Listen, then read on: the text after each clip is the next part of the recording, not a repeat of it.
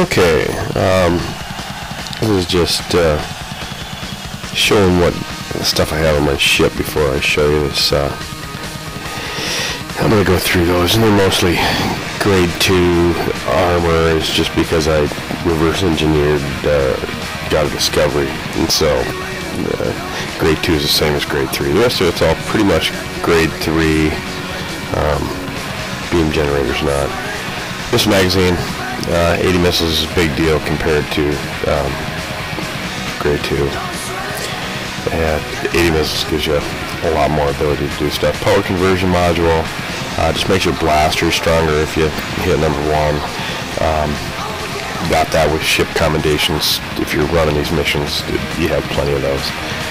That's all that was about, was just kind of showing you what was on my ship. Basically, the one I'm going to do here is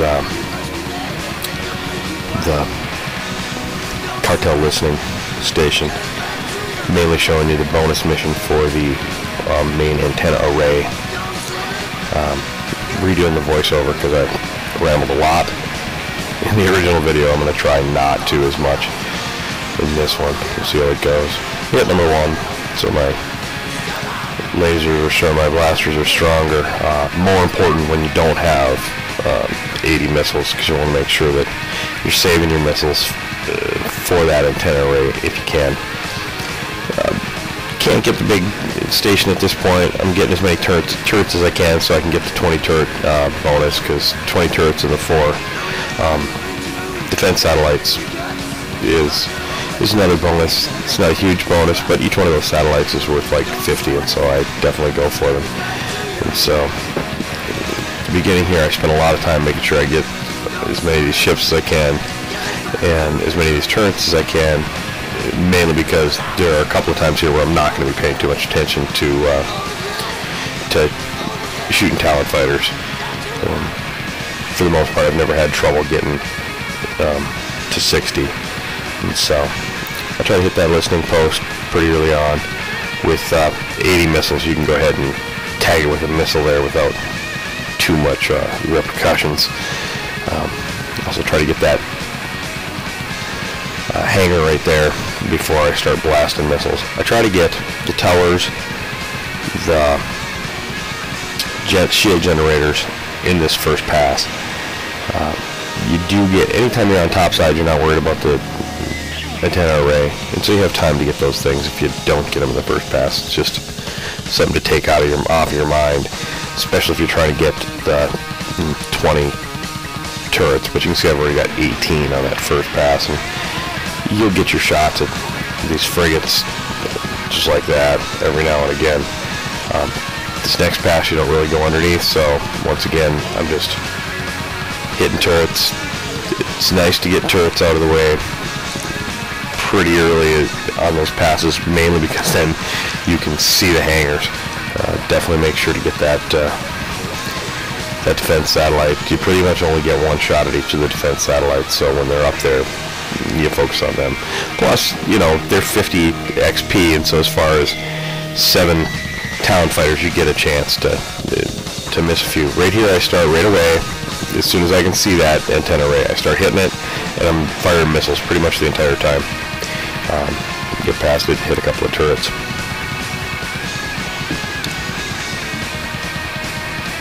I'm gonna let you watch me shoot some fighters here.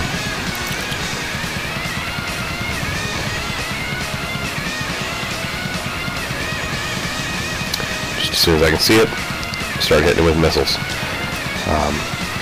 Like I said, you can use missiles for other things when you have 80 of them. When you don't, when you have 40 or so, you're trying not to. If you notice, I shot a hangar right there. I like to try to get that one from underneath. Makes it a lot easier to get those. Much more important on the other mission that is the same mission as this, that's the higher level, because then you have to get 4 hangars, and getting that one underneath makes it a lot easier.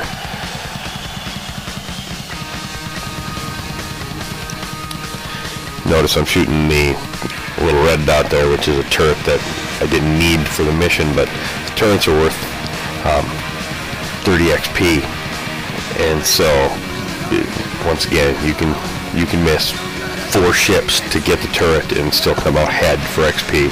And obviously I'm at 45 ships. I'm definitely going to get to 60 without any issues. We're coming up on